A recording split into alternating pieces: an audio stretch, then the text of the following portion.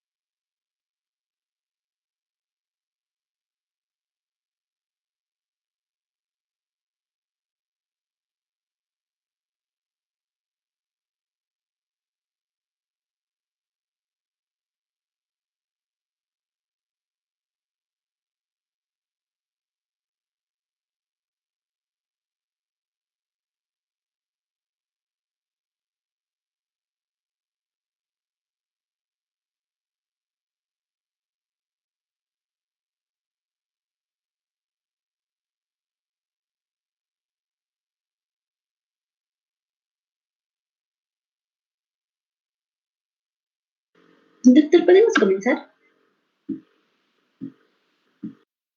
Sí, claro, empiecen de una vez, ¿sí? Como soy la... Ya. Doctor, buenas tardes. Compañeros, buenas tardes. En esta oportunidad, a mi grupo y a mí vamos a tocar exponer el tema que es infecciones asociadas a la atención de salud. Siguiente, por favor.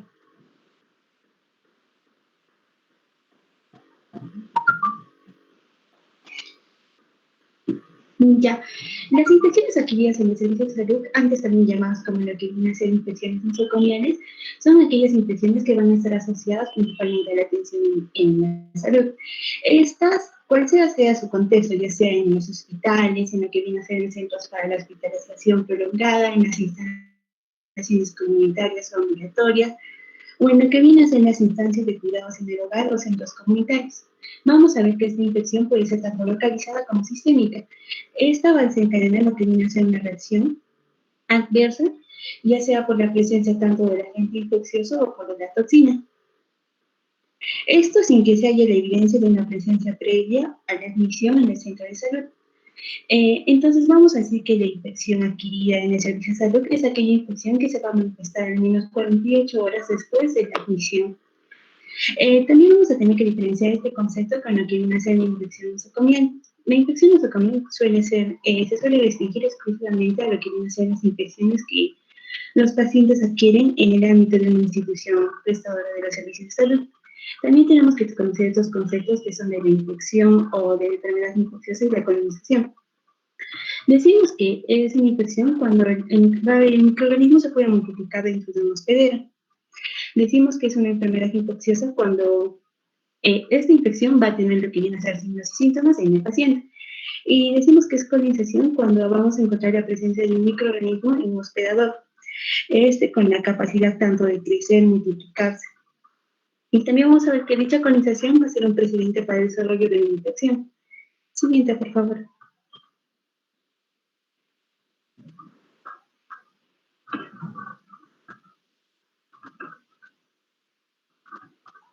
Siguiente.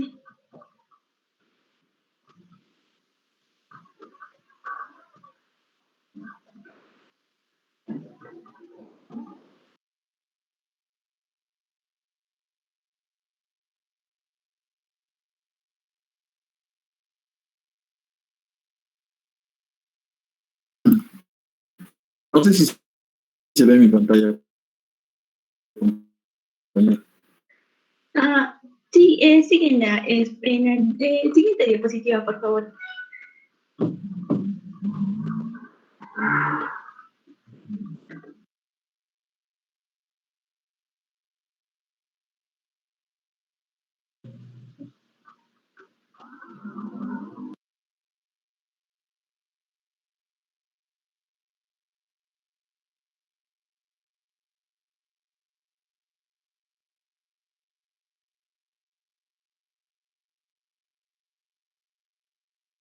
Ya, como les decía, también vamos a tener tipologías en lo que viene a ser la infección y el centro de salud, que van a estar asociadas a diferentes procedimientos, pero principalmente a los procedimientos invasivos y quirúrgicos, entre los cuales podemos mencionar la infección del tracto urinario asociada principalmente al uso del catéter, a la neumonía asociada al uso del ventilador, o a las infecciones en sitios quirúrgicos y a la infección de autorregis sanguíneo asociada al uso del catéter. Siguiente, por favor.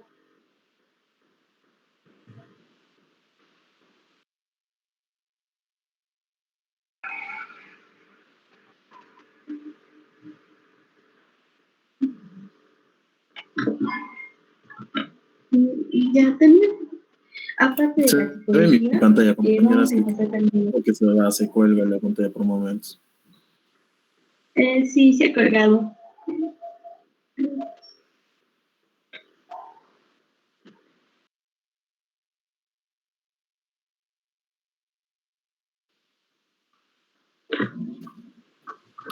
A ver, vuélvelo a cargar.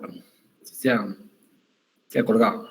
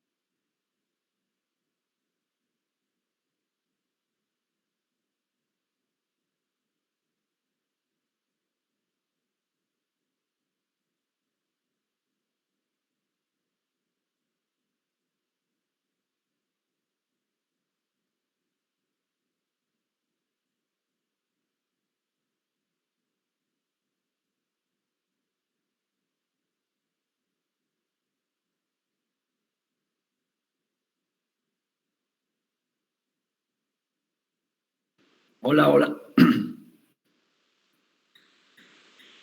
¿Siguen teniendo el problema?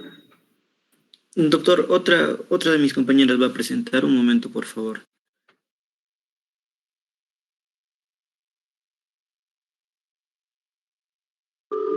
Ya. Siguiente diapositiva, por favor. Siguiente. Ya, aparte de la tipología, también vamos a encontrar lo que vienen a ser factores epidemiológicos que van a estar relacionados a dicha infección. Estos factores principalmente van a ser los factores de riesgo, que van a ser tres: los factores del huésped, los factores del agente y los factores ambientales. Dentro de los factores del huésped, vamos a ver que estos Dentro de los factores de huésped, vamos a ver que estos principalmente van a afectar el riesgo de una persona tanto a la exposición o a la resistencia a la infección. También vamos a ver que los pacientes, una vez que se internan, van a venir en un mal estado de salud, van a venir con bajas defensas contra las bacterias y otros agentes infecciosos. Y estos pacientes también van a tener diferentes riesgos, como pueden ser los riesgos generales o los riesgos específicos. Dentro de los generales vamos a tener la edad avanzada, el nacimiento prematuro, lo que viene a ser la inmunodeficiencia que puede estar dada por las drogas o por alguna enfermedad, y lo que viene a ser también por irradiación. Dentro de los factores específicos vamos a principalmente relacionar a las patologías presentes que puede tener el paciente. Siguiente, por favor.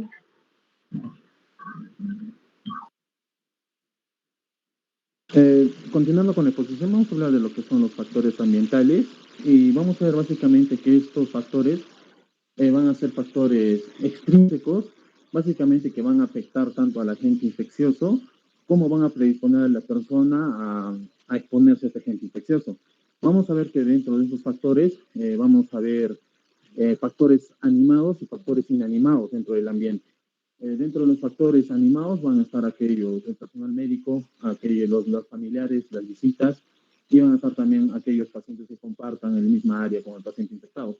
Dentro de lo que vienen a ser los factores inanimados van a ser aquellos, todos aquellos instrumentos médicos que estén en la superficie, y también van a incluir algunos otros factores, tanto como lo que viene a ser la colocación de ciertos dispositivos, ya sean para el tratamiento o ya sean para lo que viene a ser el diagnóstico, como sea un tubo endotraqueal, sea una sonda urinaria, sea tratamiento antiinmunosupresor para el paciente. Entonces, esos factores también van a predisponer a que el paciente tenga más predisposición a una infección.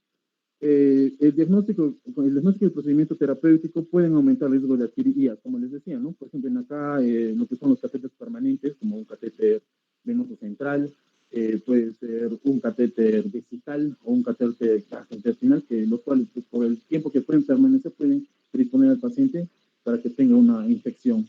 Otro vienen a ser los dispositivos como las diálisis, drogas inmunosupresoras, como tratamiento con corticoides, tratamiento con antiácidos. Lo que van a hacer es disminuir, ¿no?, las defensas del paciente, y va a ser mucho más fácil para el agente infeccioso poder infectarlo. Otro viene a ser lo que son las terapias de radiación, también, ¿no?, estos pacientes que vienen a ser básicamente con cánceres o tumores oncológicos en el estadio terminal, que se les aplica terapia con radioterapia, entonces se les comienza a disminuir lo que es el sistema inmunológico, ¿no? Ya que sabemos que esto mata tanto todas las células del sistema inmunitario, ¿no?, en su formación. Siguiente, por favor. Vamos a hablar de lo que viene a ser la cadena de infección. Básicamente, la cadena de infección va a ser la interacción entre el agente infeccioso y el huésped susceptible, para lo cual va a constar de los siguientes elementos, ¿no? Va a constar de lo que es un agente infeccioso, el cual lo podemos definir como aquel patógeno capaz de producir una IAS, y esto va a depender que tenga un grado de virulencia y de patogenicidad. Luego vamos a hablar de lo que es el reservorio, que es donde el agente infeccioso puede sobrevivir con la capacidad o sin la capacidad de seguir multiplicándose. Luego vamos a encontrar lo que viene a ser la puerta de salida, que es básicamente por donde el agente infeccioso dentro de su reservorio va a llegar hacia el huésped susceptible, por qué medio se va a transmitir. Luego tenemos el modo de transmisión, que vamos a hablar un poco más adelante, una clasificación de los diferentes modos de transmisión que hay. Y esto ya puede ser un modo de transmisión por contacto, vía aérea, puede ser un modo de transmisión por vehículo o por vector, y vamos a describirlo más adelante. El siguiente viene a ser la puerta de entrada, y la puerta de entrada básicamente va a ser todo aquel dispositivo que tenga el paciente colocado, ya sea un catéter venoso central, sea una sonda vesical. Va a ser básicamente la puerta por donde un microorganismo va a penetrar al huésped susceptible. Entonces, dentro de eso encontramos lo que viene a ser catéteres, el uso de lo que viene a ser los ventiladores mecánicos, lo que sí viene a ser las transfusiones, lo que viene a ser la terapia inmunosupresora incluso.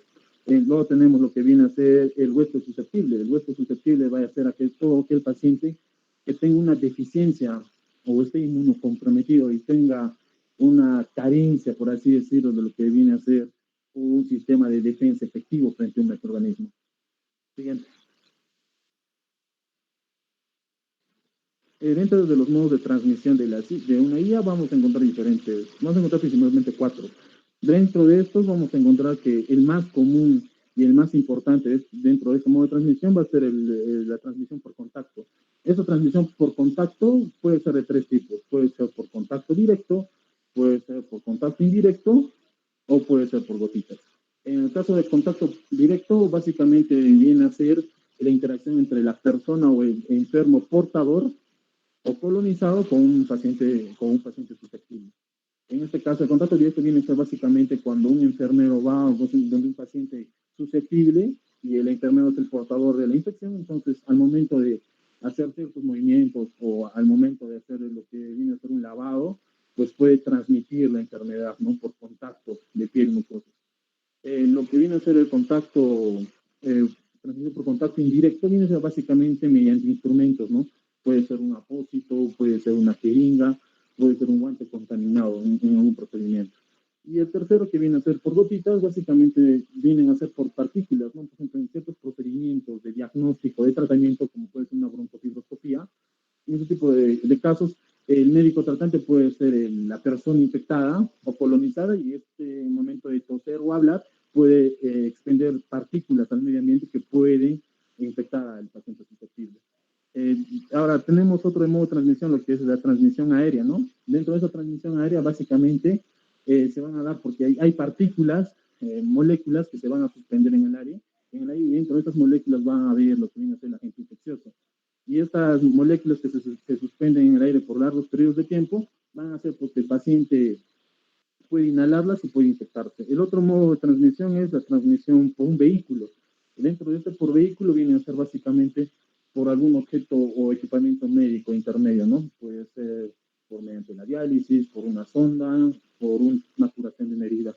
Lo que viene a ser la transmisión por vector, básicamente, dentro de acá viene a haber un agente intermediario, ¿no? Como puede ser un insecto, como puede ser una araña o una rata que pueda transmitir una enfermedad. Básicamente, en lo que es el modo de transmisión por vector, tenemos otras enfermedades, ¿no? Y de las de modo de transmisión por vía aérea, encontramos básicamente lo que viene a ser microorganismos como el Mycobacterium tuberculosis, ¿no? Siguiente, por favor.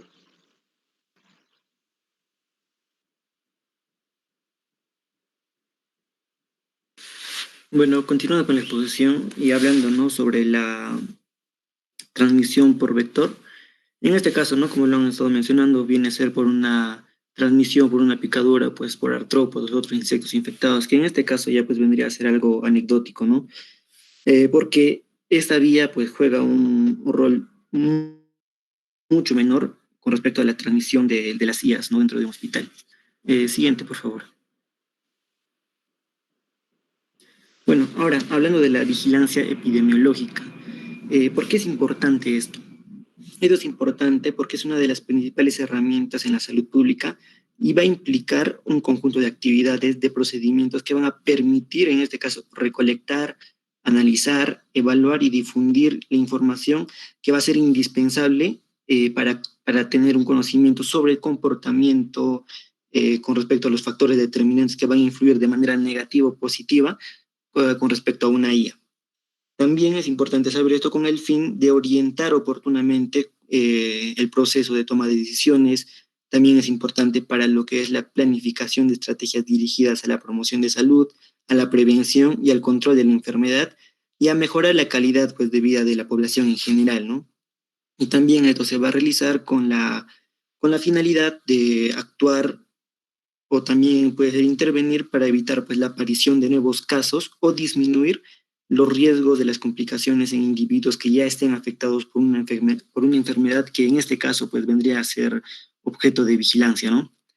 En este caso también pues, podríamos mencionar que la vigilancia y el control epidemiológico van a nacer de la necesidad de evitar el contagio de las enfermedades infecciosas en la comunidad y también dentro del hospital.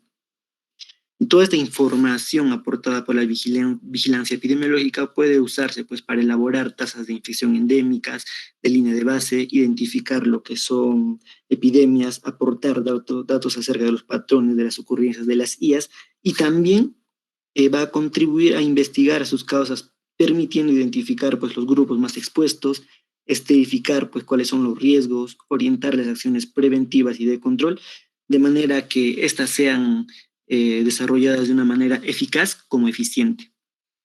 Siguiente. Bueno, continuando, según la OMS dice que cada año cientos de millones de pacientes pues, en el mundo son tratados, ¿no? En centros hospitalarios, centros ambulatorios o también puede ser consulta externa y se ven afectados pues, por IAS, obteniendo pues, como consecuencia efectos adversos que no hubieran tenido si es que estos no hubieran sido infectados, ¿no? ¿Y cuál ha sido la consecuencia de esto? Que ha habido pues una prolongación en el tiempo de estancia hospitalaria. También pudieron aparecer o se evidenciaron pues que habían discapacidades por largos periodos. También pues en el peor de los casos, ¿no? Se asociaba con la muerte, ¿no? Y además se estima, en este caso, que en el mundo durante el proceso de atención, más de 1.4 millones de pacientes contraen infecciones pues, hospitalarias, siendo el riesgo de infección de 2 a 20 veces mayor en países que sean de ingreso bajos y medianos que en los países de ingresos altos, ¿no? Y en el caso de Latinoamérica, se ha visto, pues bueno, en los estudios que se han realizado, señalan que en este caso las IAS son como el evento más frecuente en la presentación de servicios de salud. Y en este caso, pues fue el primer reto declarado por la Alianza Mundial para la seguridad de los pacientes, ¿no? Y el objetivo era erradicar, ¿no? O evitar que ocurran estos procesos. De manera que en Latinoamérica se ha visto que son multicausales, los causantes son multicausales y tienen como factores contribuyentes aspectos relacionados con los sistemas de salud, los procesos de la prestación de servicio o los comportamientos individuales de los trabajadores de salud, donde, bueno, vamos a ver en la siguiente diapositiva. Siguiente, por favor. Bueno, acá vamos a ver, ¿no? Justamente la importancia de tener un programa de vigilancia epidemiológica para el control de una IA. En este caso, si bien la IA puede resultar en algunos casos, puede ser inevitable, ¿no? En algunos casos, son un evento previsible y por tanto se destaca la importancia de aplicar las medidas pues, de prevención y control con el fin de mejorar la calidad asistencial.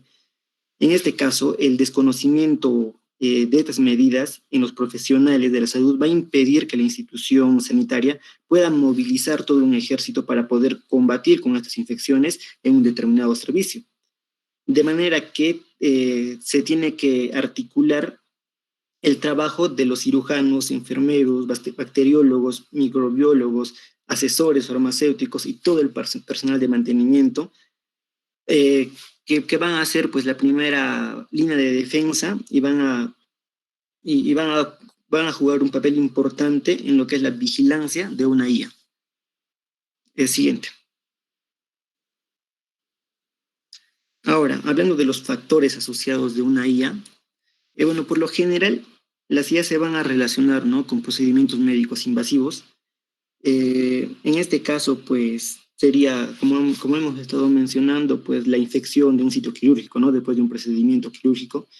La infección urinaria, en el caso de cateterismos urinarios, también hablaríamos de una infección respiratoria debido a la ventilación mecánica invasiva y la bacteriemia que podría ser ocasionado también pues, con el uso de catéteres vasculares centrales o periféricos.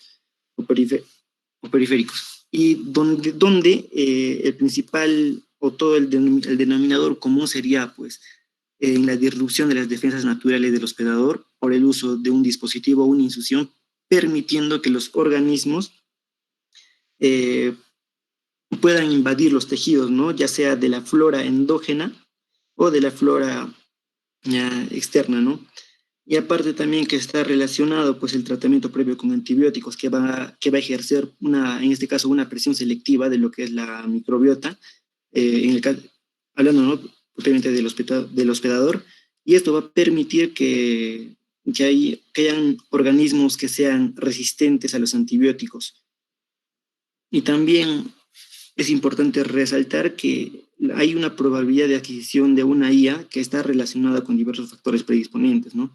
También va a existir una correlación directa positiva entre la estancia hospitalaria en los cuidados, en este caso sería pues en el servicio de cuidados intensivos, y la tasa de padecimiento de una IA. También es importante recalcar que cada procedimiento médico invasivo que se realiza al paciente tiene pues su propio riesgo de infección, ¿no? Y múltiples estudios, en este caso, han demostrado que la utilización de... El audio no está tan bueno. Sí, doctor, ¿se me escucha?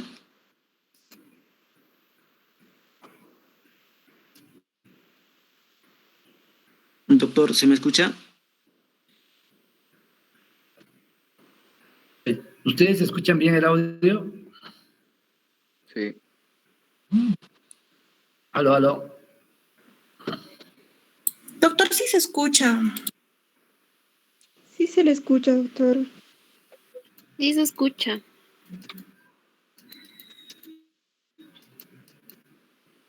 Doctor, ¿nos escucha?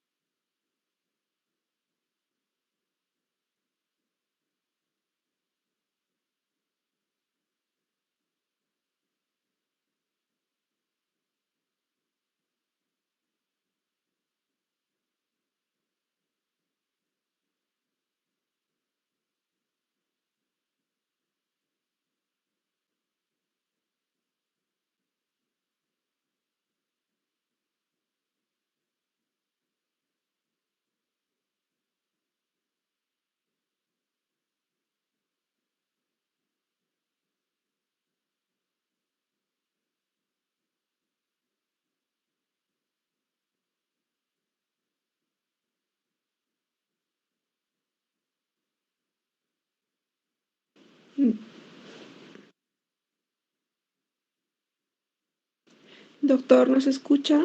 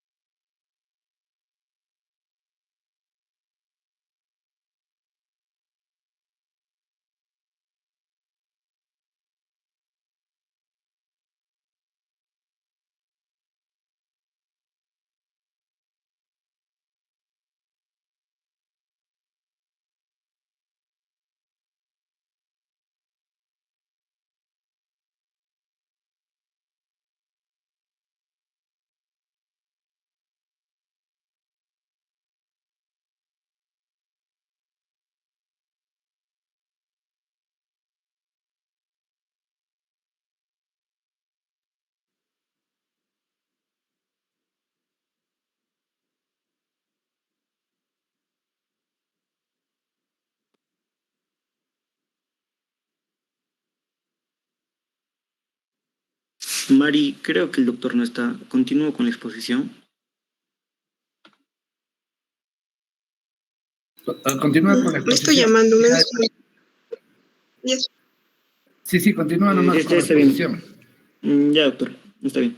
Bueno, como he dicho, ¿no? En este caso que múltiples estudios hayan demostrado pues que la utilización de catéteres venosos centrales, ventilación mecánica, traqueostomías y otros procedimientos quirúrgicos son los que principalmente incrementan el riesgo de padecer una IA. Siguiente. Bueno, incidencia de los factores de riesgo, ¿no? Bueno, en este caso existe una relación directa positiva entre entre la estancia hospitalaria en unidades de cuidados intensivos y la tasa de padecimiento de una IA, ¿no? En este caso se han visto principalmente que están asociados pues, a tres instrumentos. En este caso sería el catéter venoso central, el catéter urinario y el ventilador mecánico, de los cuales el 73% hace referencia a la incorrecta manipulación de un catéter venoso central y un 20% en este caso se asocia a lo que es el catéter urinario y el ventilador mecánico. Y un 7% pues hace referencia ya a otros procedimientos, ¿no?, que hemos estado mencionando anteriormente. Y obviamente también mencionan que existe lo que es un equilibrio evidenciado y controlado mediante el momento de lavado de manos, que también en este caso sería un factor predisponente para que ocurran bastantes IAs, ¿no? Bastantes IAs. Y también ha habido una asociación en este caso con la disponibilidad de insumos médicos al aplicar los procedimientos, evidenciándose que cuando faltaban insumos médicos para realizar un adecuado abordaje al paciente, ahí era cuando ocurrían más IAs. Siguiente. Bueno, ¿cuáles son los factores condicionantes para la adaptación de la dieta? Son tres principalmente, ¿no? En este caso, el factor etiológico, la vía de transmisión y las condiciones del hospedador. En este caso, hablando del factor etiológico, pues hablamos de las características como infectividad, la patogenicidad, la virulencia, así como los patrones de sensibilidad o de resistencia de los agentes antimicrobianos.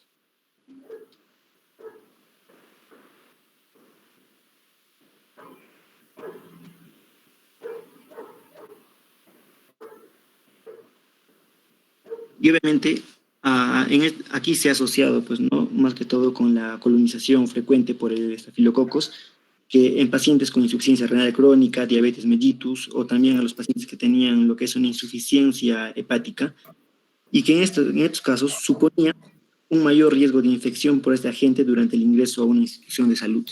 Ahora, con respecto a la vía de transmisión, pues hablan, ¿no?, que el personal encargado de los pacientes actúa como reservorio y o vector de brotes, ¿no?, y epidemias con respecto a las IAs. Y con respecto a las condiciones del hospedador, pues hablan, ¿no?, de una evolución del desarrollo, de que la evolución y el desarrollo del proceso infeccioso pues está determinado directamente por la resistencia a la infección. Y obviamente el estado inmunológico nutricional del paciente, la edad, el sexo, días de estancia hospitalaria y otras enfermedades de base, ¿no? Y aparte, si el paciente tiene alguna comorbilidad, podría alargar pues el tiempo de estancia hospitalaria, o si hay pues deficiencia, en este caso, de insumos médicos, o si es que el médico también pues no ha tenido un correcto lavado de manos o no ha hecho el lavado de manos en los momentos adecuados, que obviamente todos esos factores condicionantes pues, están relacionados con lo que son los factores de riesgo, ¿no? Siguiente. Bueno, ahora hablando de la etiología bacteriana de los IAs, se ha visto que están asociados principalmente, ¿no?, a microorganismos, ya sea de fuentes exógenas o endógenas. Y en este caso, las asociaciones de fuentes endógenas se encuentran pues formando parte de la microbiota normal del paciente, ¿no?, como es en el caso intestinal. Por otra parte, hablaríamos pues de la fuente exógena, que sería pues que se produce cuando el microorganismo proviene pues de una fuente externa, ¿no?, como venimos diciendo. Y cómo es que la microbiota normal residente en las manos, en la piel del personal de salud, en el instrumental, en equipos médicos o el medio ambiente puede introducirse también al paciente. Y en este caso, pues se ha visto que al principio los patógenos predominantes eran las bacterias gram positivas, pero todo esto cambió gracias a la introducción de los antibióticos que predispuso a que a partir más o menos del final del siglo XX se cambiara, ¿no? Se cambiara la presentación, ¿no? Ocurriendo más ahora en los últimos años, pues por bacterias gram negativas, aunque ocasionalmente pues siguen apareciendo las infecciones por bacterias gram positivas. Ahora, para este último año, pues se ha visto que las bacterias gram negativas son las principales causantes de una IA, en este caso. Y adicionalmente, pues se incrementan los casos de IAs producidas por hongos. Siguiente, por favor.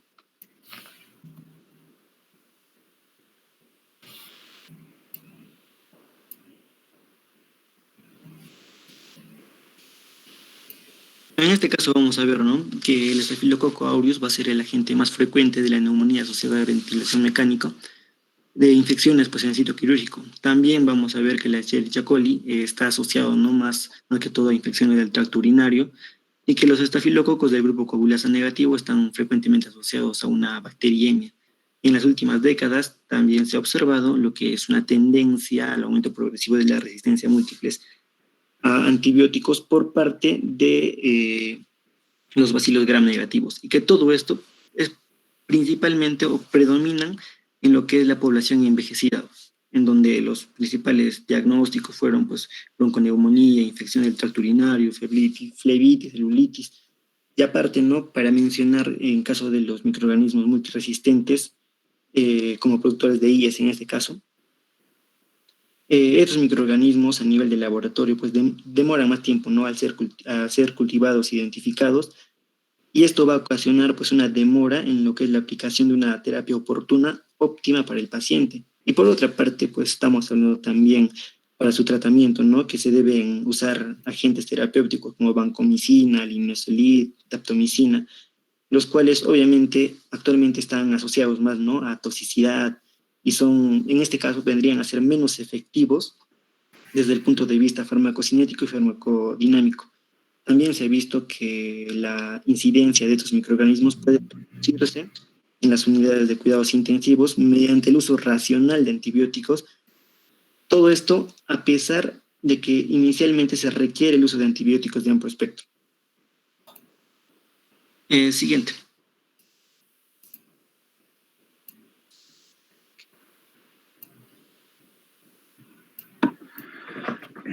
Ya, continuando con la exposición. ¿Se me puede escuchar? Sí, sí. Ya, entonces continúo, doctor. Yo les voy a hablar de lo que son las medidas de control.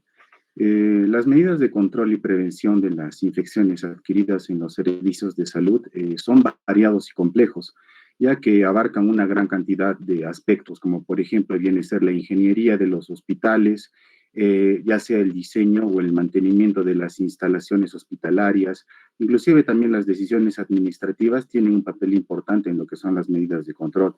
También es importante las políticas de inmunizaciones, especialmente para el personal hospitalario que esté propenso a adquirir este tipo de infecciones, y sobre todo es importante lo que es el higiene personal de los trabajadores de salud.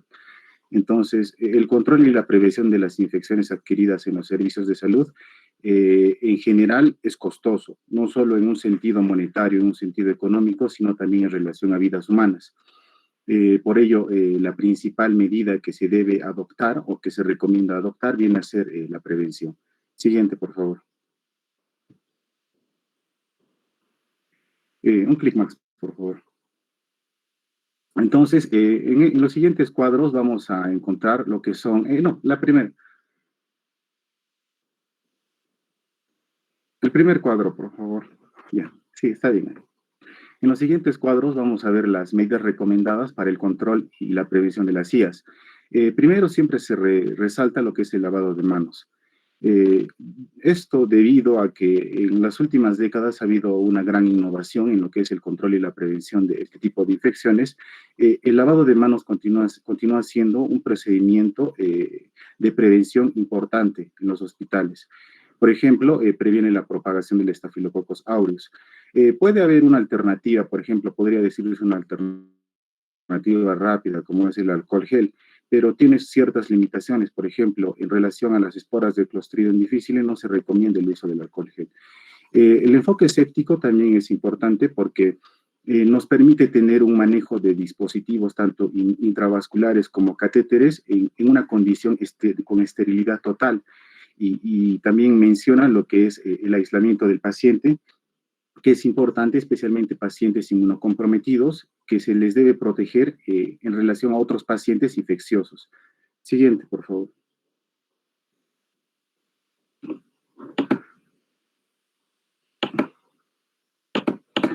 Ya. La descontaminación de los equipos médicos se recomienda, pero, por ejemplo, tomando el ejemplo del estetoscopio, que es el instrumento médico más común, no se puede meter al autoclave porque prácticamente se destruiría.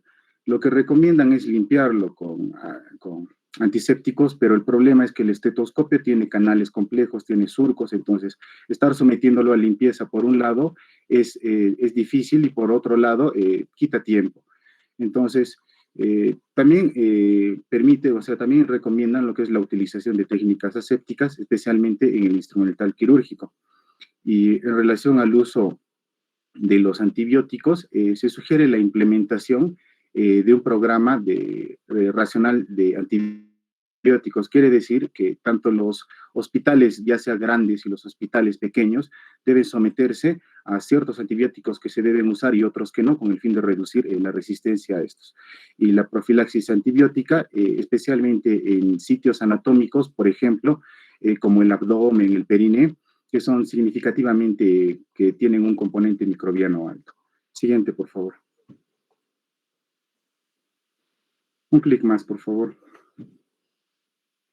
Ya, continuando con las medidas recomendadas, también recomiendan el uso correcto de dispositivos u objetos punzocortantes, como por ejemplo son el vidrio y las agujas. Estos deben ser desechados en envases apropiados y sobre todo la manipulación debe ser de manera correcta para evitar la contaminación del mismo personal o del personal que lo vaya a desechar. La vacunación del personal sanitario, especialmente contra infecciones transmitidas dentro del hospital, se puede mencionar a la hepatitis B, a la rubiola, la influencia. Y también es importante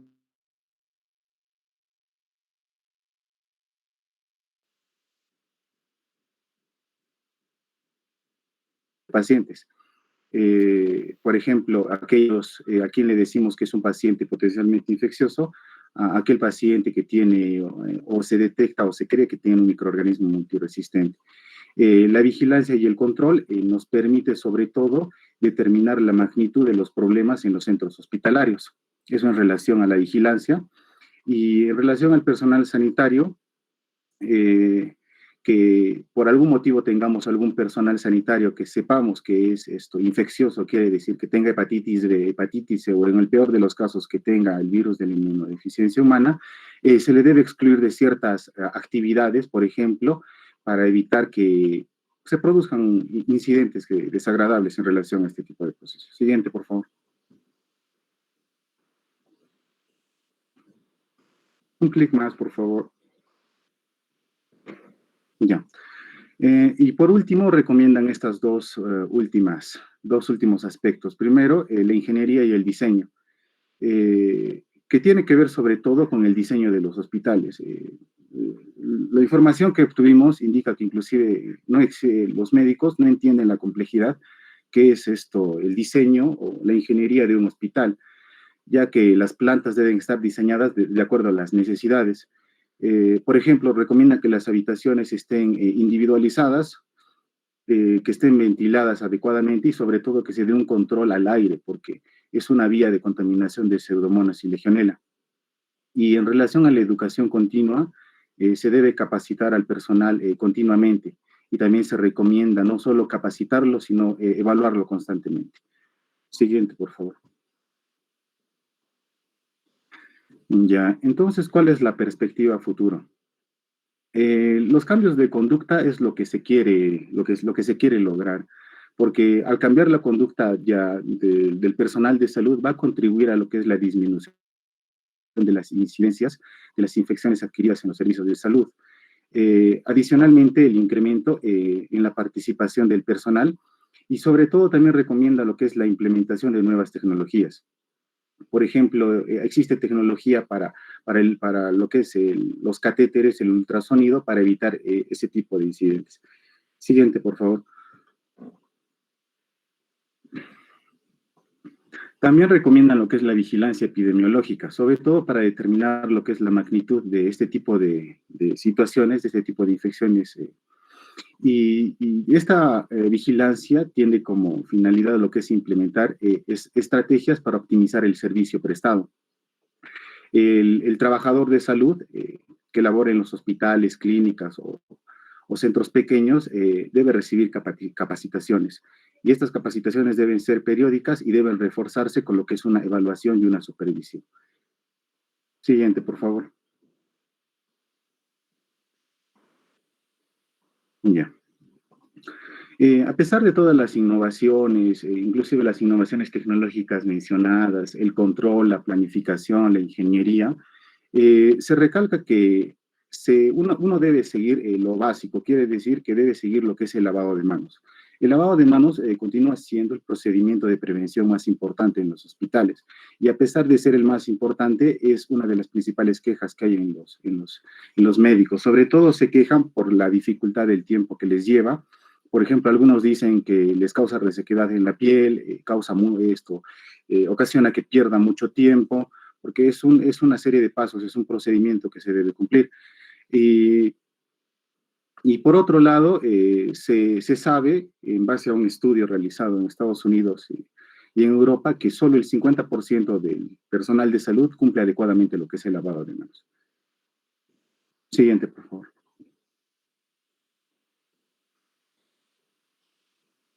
Bueno, eso sería todo. Gracias.